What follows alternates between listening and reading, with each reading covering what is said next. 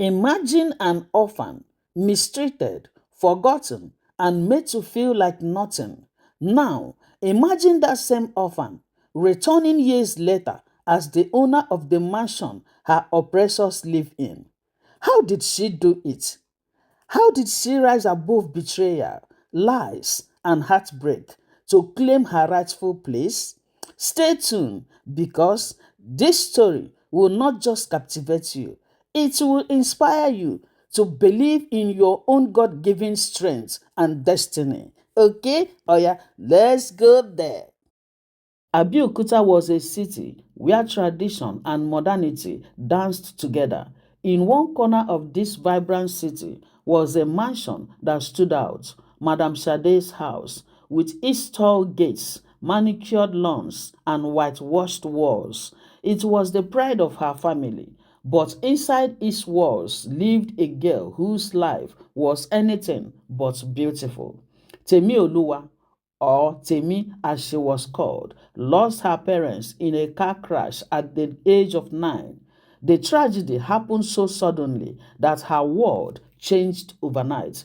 From a happy child with loving parents, she became an orphan at the mercy of distant relatives.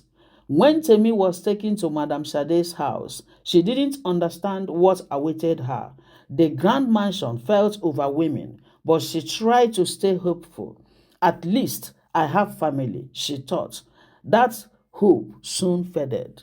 From the first day, Madame Sade made it clear that Temi was not part of the family. You are here because of pity, not because you belong, she snapped. Temi was assigned a small dark room near the kitchen, furnished with only a tin mat and a small bucket. Her life became a cycle of endless chores. At dawn, she would fetch water from the well. By morning, she was scrubbing floors while the family ate breakfast. If she paused to rest, Madame Sade's sharp voice would cut through the air. You think food and shelter are free? Madame Sade would bark. Go back to work. The children were even worse. Fola, the eldest, ignored Temi completely, treating her as invisible. Tunde, the second born, saw her as a source of entertainment. He would deliberately spill juice on the floor just to watch her clean it up. Simi, the youngest, was the cruelest. She would taunt Temi, pulling her hair and calling her Omo Ajeku, which means child of leftovers. On one occasion, Simi smeared chocolate on Temi's dress and laughed as she struggled to wash it out. Despite the abuse, Temi never retaliated. She held her tears and focused on surviving. At night, she would sit in her tiny room, staring at the ceiling, silently praying for a better life. One day, while cleaning Chief Bamidele's office, Temi found an old school workbook. It belonged to Fola, who had abandoned it years ago. Temi flipped through the pages and felt a pang of longing. She had once been the best student in her class. Late at night, when everyone was asleep, Temi began teaching herself from the workbook. She practiced math problems on scraps of paper and read passages out loud in whispers.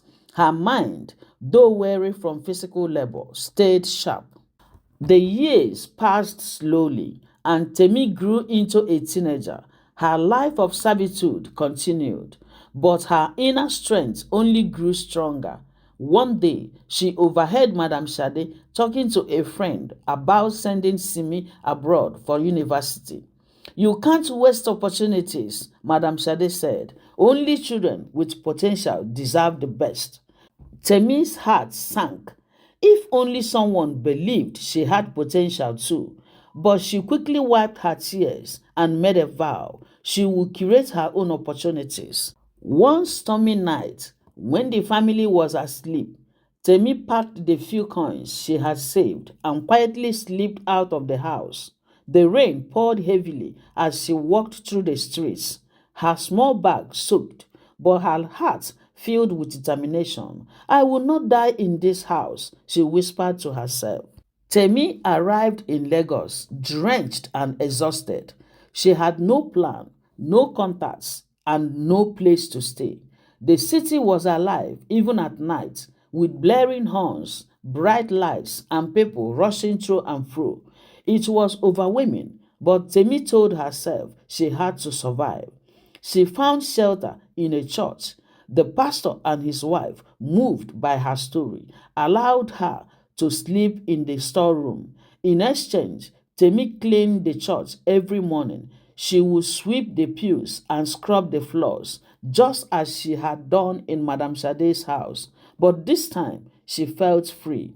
By day, Temi scoured the streets of Lagos looking for work. She approached market women, restaurant owners, and shopkeepers, offering to do anything: cleaning, washing dishes, or running errands. Eventually, a kind woman selling akara gave her a small job to be frying beans cake for her. Temi's days were long and grueling. She woke up at dawn, worked at the Akara stall until afternoon, and returned to the church to clean. But at night, she continued to study. She saved every naira she earned, refusing to spend on anything but the bare essentials. One day, while delivering Accra to a nearby office building, she overheard two women discussing a scholarship program for underprivileged students. Her ears perked up. The program offered a chance to attend secondary school, something Temi thought she'd never have again. She gathered her courage and asked the women for details. "You need to pass the entrance exam," one of them said dismissively. That night, Temi studied relentlessly, using old textbooks she had found at a thrift shop. On the day of the exam, she wore her best clothes, a simple, clean dress borrowed from the pastor's wife, and walked into the exam hall with her head held high. Weeks later, Temi received the news she has passed with flying colors. The scholarship covered her tuition, books, and even a small allowance for food. For the first time in years, she felt like the world had given her a chance. At school, Temi quickly rose to the top of her class. Her teachers admired her dedication and her peers respected her intelligence, but she never forgot her past. She kept her head down and worked harder than anyone else. After graduation as the best student in her school, Temi won another scholarship, this time to a university. She studied business administration, determined to one day start her own company. The years flew by and Temi excelled in her studies, earning awards and recognition. During her final year, Temi interned at a catering company. She realized she had a talent for managing people and a passion for curating experiences that brought joy to others. With her savings and a small loan, she started her own catering business after graduation. At first, it was just her and a few rented cooking pots, but Temi's dedication and attention to detail quickly earned her clients.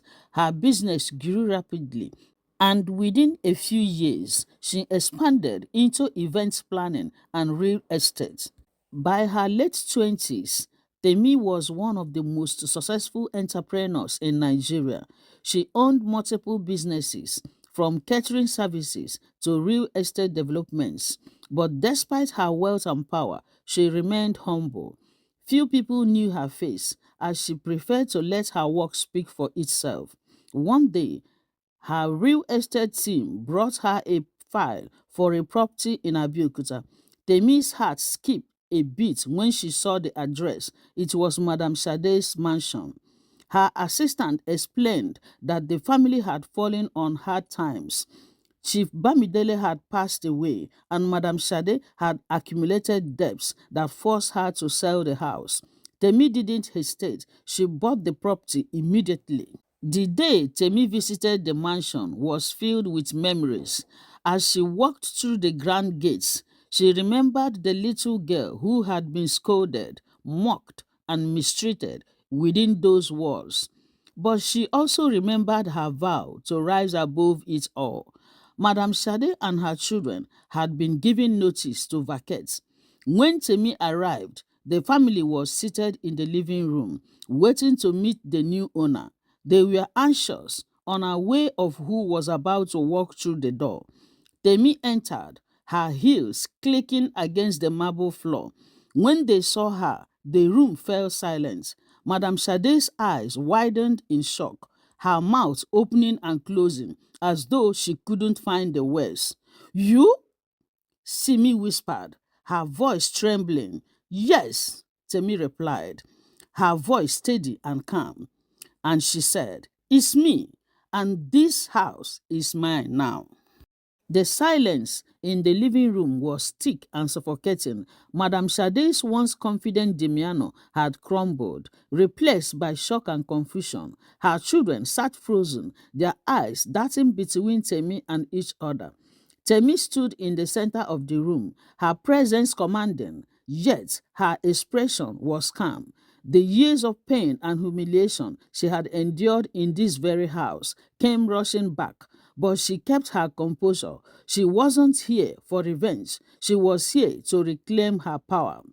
You seem surprised, Temi said, breaking the silence. Her voice was firm but not angry. You didn't think the girl you called Omo Ajeku could rise above what you put her through? Madame Sade's lips trembled as she tried to speak. Tell me how? I don't understand. This is impossible, she said. Temi walked slowly around the room, her heels clinking against the marble floor. She stopped in front of the dining table, running her fingers along its edge. This house, she began, her voice echoing through the room, was once my prison. I scrubbed these floors until my hands bled. I washed dishes here while you all ate lavish meals, pretending I didn't exist. Tunde, who had always treated Temi as a source of entertainment, looked down, unable to meet her gaze. Fola shifted uncomfortably, the arrogance that once defined her replaced by shame. Simi, however, was the first to speak. Look, Temi, we were kids. We didn't know better. Surely you can't hold a grudge for something that happened so long ago.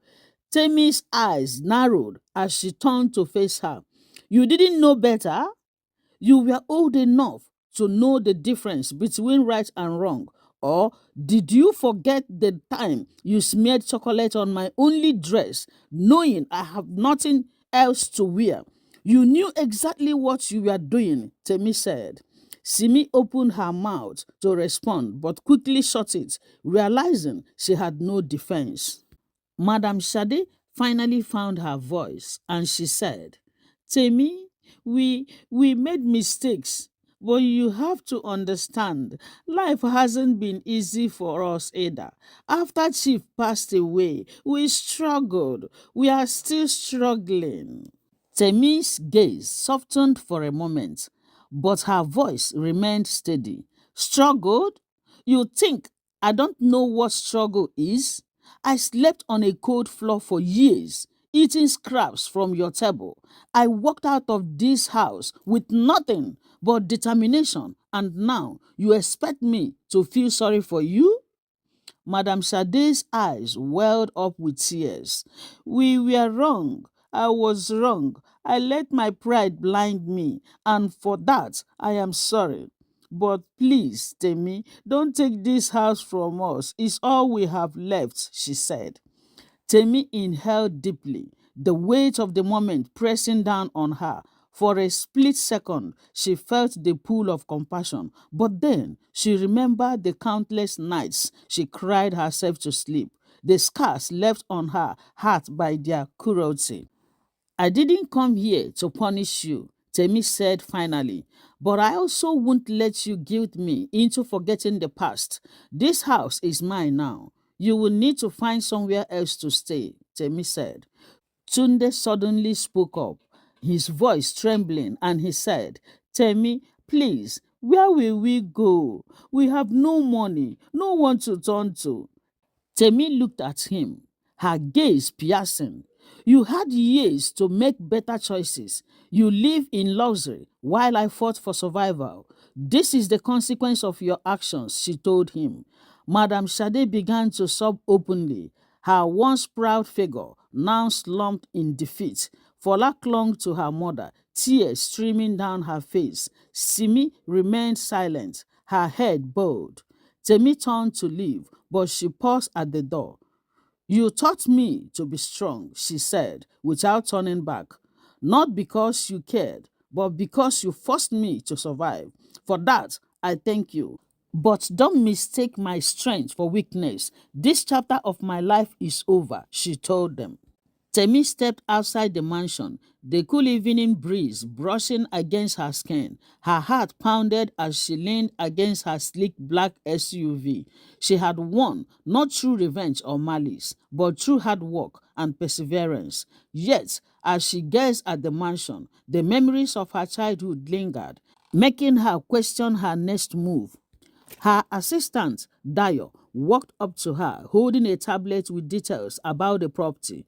Madam, what do you want to do with the house? He asked carefully, sensing her conflicted emotions. Temi hesitated. Her eyes drifted back to the house. For now, let them stay until they find somewhere else. But make it clear, it's temporary, she told him. Dio nodded, but glanced at her curiously and said, You have been generous, considering everything they did to you.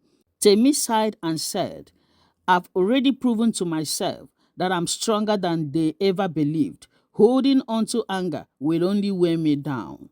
As Dio walked back to the car, Temi stayed behind, watching the windows of the house. She could see shadows of Madame Sade and her children inside, likely arguing and panicking about their next steps. She didn't feel joy or triumph, only a quiet sense of closure. As weeks passed, word about Temi's rise to wealth and power spread through Abeokuta. Old neighbors who had once gossiped about her came to the mansion, hoping to catch a glimpse of her. Madame Sade and her children, humiliated by their downfall, avoided the visitors, but the whispers continued. Did you hear? The orphan girl owns the mansion now. She's a millionaire. Who would have thought? They were gossiping. Temi heard the gossip but ignored it. She focused on her work, expanding her businesses and investing in community projects. She built a scholarship fund for underprivileged children, ensuring that no one else would have to struggle the way she did. One evening, as Temi reviewed files in her office, she received an unexpected call. It was Fola, Madame Sade's daughter. Temi hesitated before answering, curious but wary. Temi, Fola's voice trembled. I know I have no right to ask this, but we need help. Mama is sick and we don't have the money for her treatment, she said. Temi's grip tightened on the phone.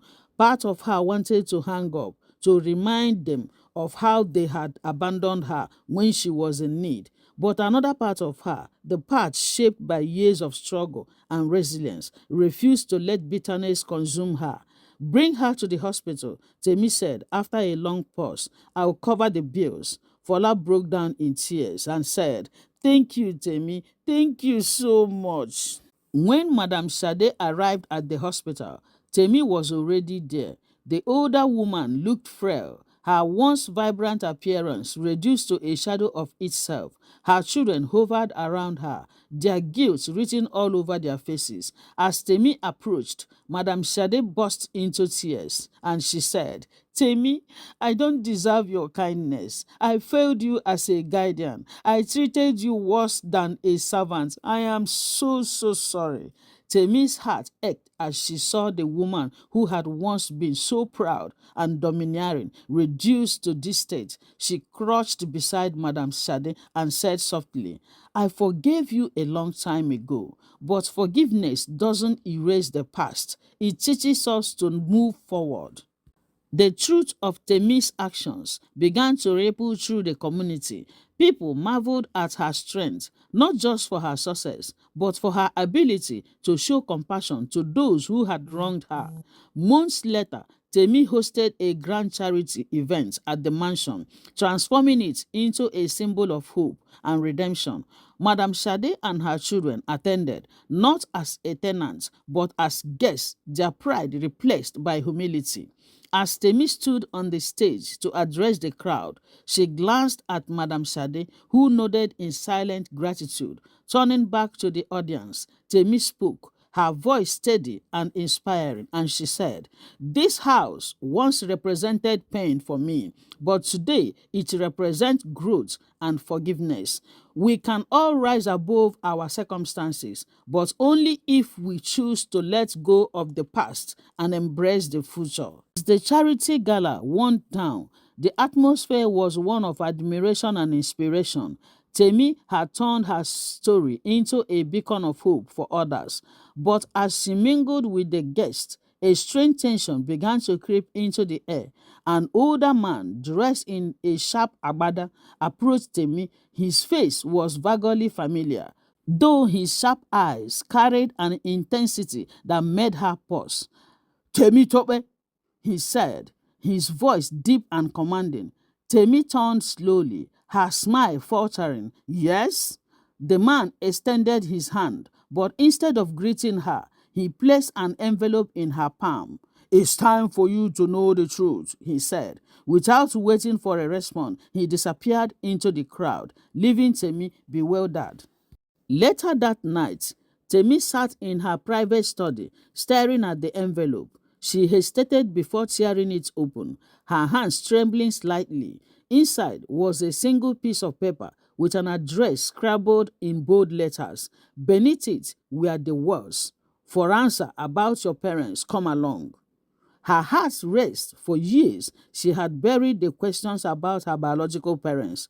Madame Sade had never spoke of them, and the pain of her childhood had overshadowed her curiosity. But now, the envelope opened a door she wasn't sure she was ready to walk through. The following evening, Temi arrived at the address, a secluded compound on the outskirts of Abeokuta. The gate cracked as she pushed it open, revealing a modest bungalow surrounded by overgrown bushes. She stepped inside cautiously, her heels clinking against the tiled floor. An elderly woman sat in the living room, her face lined with age and sorrow. She looked up as Temi entered, her eyes widening in recognition. "Temi Tope," she whispered, her voice breaking. Temi froze. "Who are you? Why did you call me here?" she said. The woman motioned for her to sit. "I'm your grandmother," she said, tears streaming down her face. "And I have waited years to tell you the truth," she told her. Temi sat down slowly, her mind racing. Her grandmother began to speak, unraveling a story that left her breathless. Her biological mother, Yetunde, had been Madame Sade's younger sister. Yetunde had fallen in love with a man from a rival family, a love that was forbidden. When she became pregnant with Temi, her family disowned her, forcing her to live in secrecy. Madame Sade had taken her in, but not out of kindness. "She saw you as a burden," the grandmother continued, her voice trembling. "When your mother died during childbirth, Sade decided to raise you as a servant to punish you for your mother's defiance." Temi's hands gripped the armrest of her chair, her knuckles white. The truth was like a blade cutting through her soul. "Why didn't you come for me?" she asked, her voice barely above a whisper. The grandmother bowed her head in shame. "I was too afraid. I failed you. But when I heard of your success, I knew I couldn't hide anymore," she said. Temi left the house that night with more questions than answers. The revelation about her mother shook her to her core, but it also gave her clarity. She realized that her journey wasn't just about overcoming hardship, it was about reclaiming her identity. But the suspense didn't end there. The next morning, Madame Sade appeared at the mansion unannounced, her face pale and her hands trembling, and she said, "Temi," she began, her voice cracking, "I need to tell you something about your father." Temi's heart stopped. "My father?" Madame Sade hesitated, then said, "He's alive, and he's been looking for you. Temi stared at Madame Sade, her mind reeling from the revelation. The woman who had treated her so cruelly was now telling her that her father was alive. It felt like a cruel joke, but the fear and sincerity in Madame Sade's eyes told a different story. You are lying, Temi said, her voice trembling. Why are you doing this now? Is it guilt, or is this another way to manipulate me? Madame Sade lowered herself onto a chair, her hands shaking, and she said, I deserve your hatred, Temi, but I swear on everything, this is the truth. Your father didn't know you exist. When Yetunde fell in love with him, our family did everything to keep them apart. We hid the pregnancy from him and told him she had left the country. Temi's chest tightened. Who is he? Madame Sade hesitated, her eyes darting around the room as though searching for courage. He is Chief Adeyanju Alao, the billionaire, she said. The air seemed to leave the room. Temi's mind flashed to the name she had heard countless times in business circles. Chief Alao was a powerful man, respected and feared in equal measure. Could this man truly be her father? That night, Temi couldn't sleep. She sat in her room, staring at a picture of Chief Alao she found online. His sharp features and piercing eyes seemed familiar, almost hauntingly so. The thought that this man could be her father filled her with a mix of hope and dread. The next day, Temi decided to confront the truth head-on. With Madame Sade's help, she arranged a meeting with Chief Alao. The location was his sprawling estate in Ikoyi, Lagos, a place Temi had only seen in magazines. When she arrived, she was greeted by a butler who led her into an elegant sitting room. The walls were adorned with expensive art, and the air smelled faintly of leather and sandalwood. Temi's heart pounded as she waited. When Chief Alao entered the room, Temi felt an unexplainable pull. He was a tall, imposing man in his late 50s, his eyes sharp and calculating. He stopped short when he saw her, his expression shifting from curiosity to something deeper. You must be Temitope, he said, his voice steady but tinged with emotion. Temi rose to her feet, her palms sweaty. Yes, and you are my father. Chief Alao's face softened. I have been searching for you for years. When I learned the truth, I didn't know if you'd even want to see me. Temi's voice cracked. I don't know what to feel. You are a stranger to me. The conversation that followed was both tense and emotional. Chief Alao explained how he had been deceived, how he had loved Yetunde but had been led to believe she abandoned him. Temi listened, her emotions swinging between anger and empathy. As the hours passed, they began to find common ground. Chief Alao marveled at her success, her strength, and her resilience, and said, You remind me so much of your mother. His voice heavy with emotion. But the reunion wasn't without complications. Chief Alao's current wife, a glamorous woman named Fumi, was less than thrilled about Temi's sudden appearance. She made it clear that she saw Temi as a threat to her family's legacy. Temi's world grew even more complicated when Madame Sade fell gravely ill. Despite everything, Temi found herself caring for the woman who had caused her so much pain. As she sat by Madame Sade's bedside, she struggled with conflicting emotions. I never wanted to be your enemy, Madame Sade said weakly, her voice barely audible. I just didn't know how to deal with my own pain. You were a reminder of everything I'd lost. Temi wiped a tear from her cheek.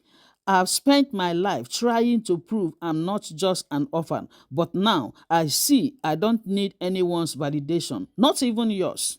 Despite her internal conflict, Temi decided to keep visiting Madame Sade in the hospital. Each visit brought revelations that further unraveled the complicated web of their shared past. Madame Sade, in her fragile state, began to open up about Yetunde's struggles, the love she had for Temi's father, and the guilt that haunted her for years.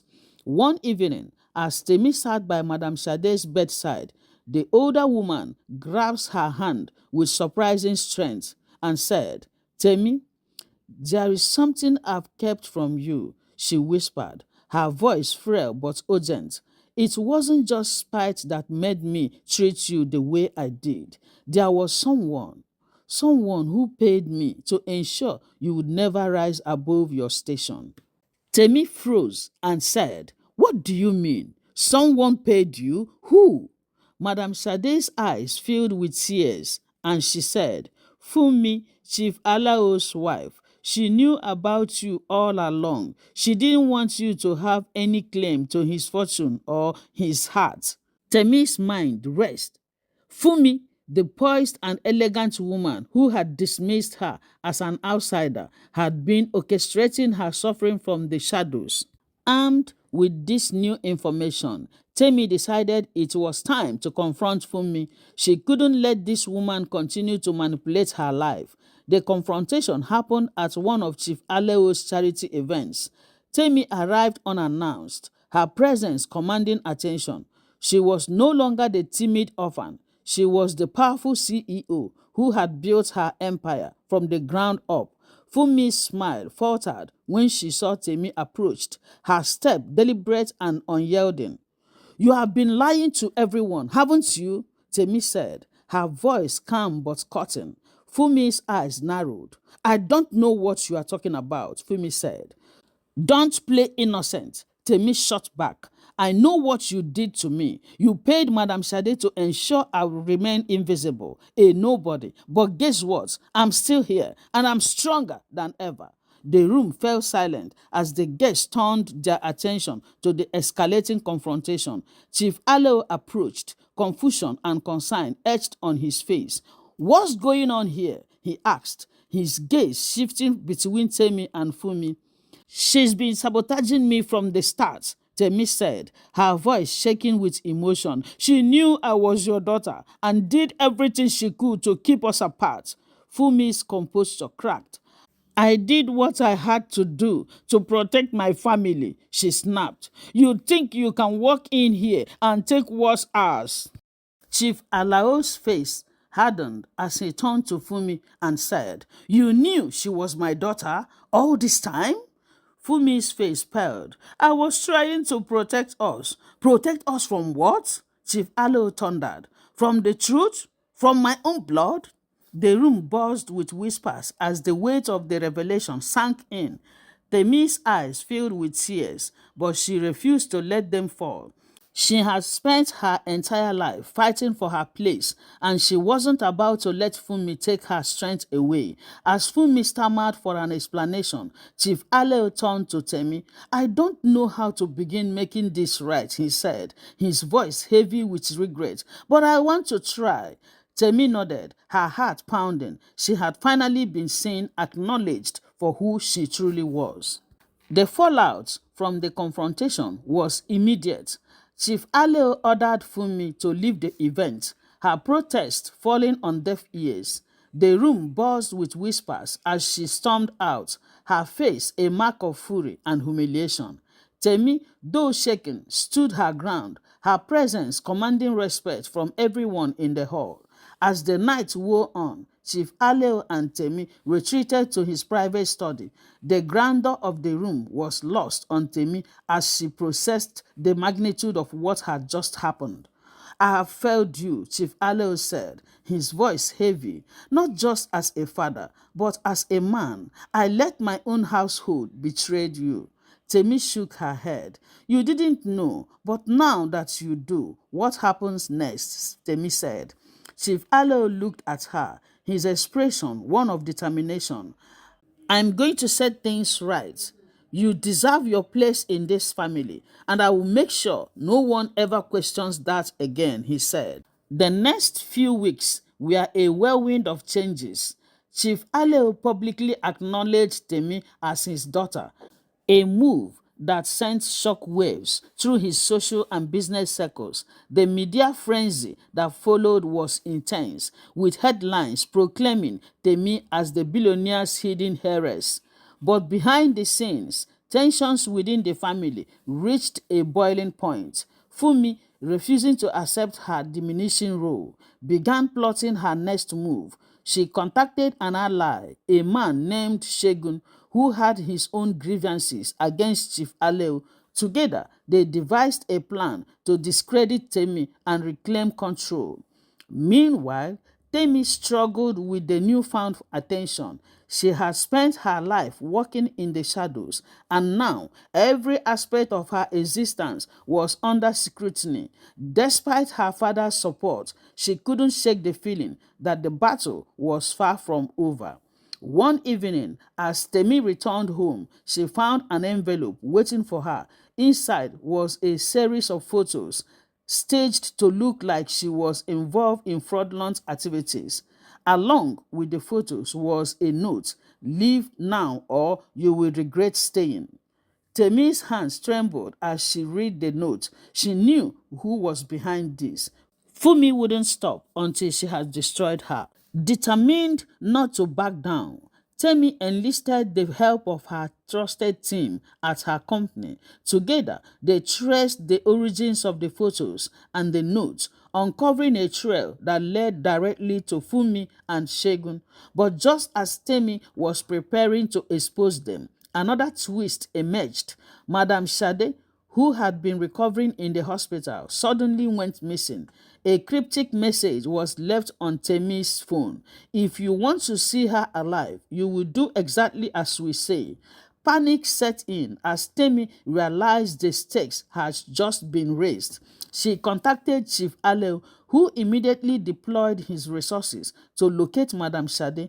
But as the hours turned into days, the tension became unbearable. As Temi and Chief Ale worked to find Madame Sade, Fumi and Shegun escalated their plans. They leaked false information to the press, claiming Temi had embezzled funds from her company. The news spread like wildfire, tarnishing her reputation overnight.